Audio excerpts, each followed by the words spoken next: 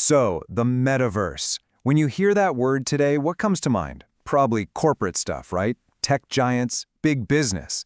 But its origin story? Oh, it's way weirder, and honestly, a lot wilder than you might think. We're going to look at how this totally out there sci-fi idea became this major business tool. And this quote from a Reddit user just nails it. The user is totally blown away. And for good reason. Because the term metaverse, it didn't come from some Silicon Valley boardroom. Nope. It came from a 1992 cyberpunk novel, a book called Snow Crash by Neil Stephenson. Yeah, you heard that right. We're talking 3 decades, 30 years before Facebook even thought about changing its name to Meta. Stephenson was already there, imagining this VR successor to the internet, and he called it the Metaverse. And his version? It was something else entirely. Okay, so here's the thing about Snow Crash. People are totally split on it. There is no middle ground. You've got one camp calling it a life-changing, visionary masterpiece, and then you've got the other camp saying, I hated it, couldn't get into it. It's one of those books you either absolutely love or you just don't get at all. So what did this original metaverse even look like? Well, first off, just forget any idea of a clean, shiny corporate world. Stevenson's vision was this gritty, kind of lawless digital frontier. Readers call it an ultra-capitalist hellscape. Imagine rogue hackers, corporate-run city-states. He even basically predicted gig work with this pizza delivery guy called the Deliverator. And information spreading like a virus? Yeah, that's in there too. This was definitely not a utopia. So you're thinking, okay, cool idea, bizarre, satirical, sci-fi concept, but that's all it is, right? Just a crazy idea that stays in a book. Well, not exactly. Because fast forward a few decades, and guess who starts taking this idea very seriously? Not some underground hackers. We're talking about the Wharton School of Business. This white paper right here, it marks this huge pivot point where the business world grabs the concept of the metaverse and just completely flips it on its head. See, the C-suite folks today, they're not looking at the chaos from the book and thinking, yeah, let's build that. No way. They're focused on a totally different vision. They want a simulated world for super practical, real-world uses. Let's get into how they're actually building this thing. And what they're building is what's now called the industrial metaverse. The Wharton paper lays it out pretty clearly. This version is all about one thing: precision. It's a photorealistic, physics-based, real-time copy of the actual world. It's not for escaping reality, it's for solving real-world industrial problems. I mean, it is the complete opposite of Snow Crash. And right at the heart of all this is a really powerful tool. It's called the digital twin. And let me tell you, this is way more than just some fancy 3D model. It's much, much more than that. So the key thing to get here is that a digital twin isn't static. It's alive in a way. Ian McGaughan from Siemens puts it perfectly. It's a precise, virtual representation of a physical object. It has all the data, mechanical, electrical, you name it. It's a living copy that changes and evolves in real time right along with the real thing. This diagram really helps show how it all works. You see the digital twin there in the middle? Think of it like a virtual brain.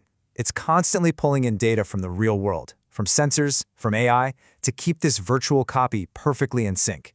And the magic of this is that engineers can then test everything on the twin. They can simulate performance, predict when something might break, and fix problems before they even happen in the real world. It's incredible.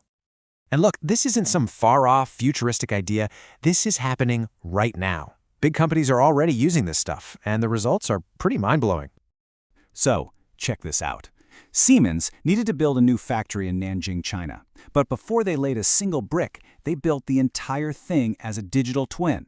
They tested every single aspect in the virtual world first, the assembly lines, the workflow, even the energy use. Once they had it absolutely perfect in the simulation, then they built a physical factory. Can you imagine the amount of time and money that saved? No surprises, no costly mistakes. And it's not just Siemens. BMW is doing the exact same thing. They're teaming up with NVIDIA to build digital twins of their car factories. They're literally designing and perfecting the future of car manufacturing, all inside the industrial metaverse. But it's not just about building giant factories. This tech is also totally revolutionizing something a little more personal: how people learn. Okay, get ready for this one. Walmart. They have this massive challenge. How do you train 1.5 million associates on new in-store tech? The old way was a drag, an 8-hour off-site session. The Metaverse solution? a VR simulation developed with Striver that employees could do anytime, anywhere. And the results, they are just staggering. 15 minutes. That's it. They took an entire 8-hour day of training and packed it into 15 minutes of super effective VR. I mean, think about that. From 8 hours down to 15 minutes. For a company the size of Walmart, that's not just an improvement. That is a total game changer. So, this all brings us right back to where we started. We have these two completely different visions, right? On one side, you've got this chaotic cyberpunk dystopia from a sci-fi novel. And on the other, you've got this super clean, efficient, almost corporate utopia. Let's just put them side by side. The Snow Crash Metaverse, a wild, lawless digital world for people to escape into. The industrial metaverse from that Wharton paper, it's an orderly, risk-free virtual space designed to make corporations more efficient. Totally different goals. Two worlds sharing one name. And this slide just says it all, doesn't it? On the left, you have the corporate vision, a nice, neat flowchart about retail, customers, and brand loyalty. Everything is orderly, predictable. And on the right, you've got the deliverator, that chaotic, high-stakes pizza delivery guy from the book. It's the perfect picture of the difference, corporate order versus sci-fi chaos. But here's where it gets complicated. Some of the people who love the original book, they're actually kind of worried. They look around at the world today, at the gig economy, at how much time we spend online, and they start to wonder, are we accidentally building the dystopian parts of Snow Crash anyway?